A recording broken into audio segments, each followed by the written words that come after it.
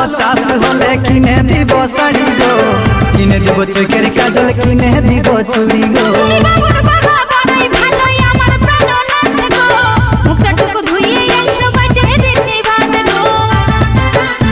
এই বছর ভালো চাষ হলে কিনে দিব শাড়ি গো, কিনে দিব চোখের কাজল, কিনে দিব চুড়ি গো।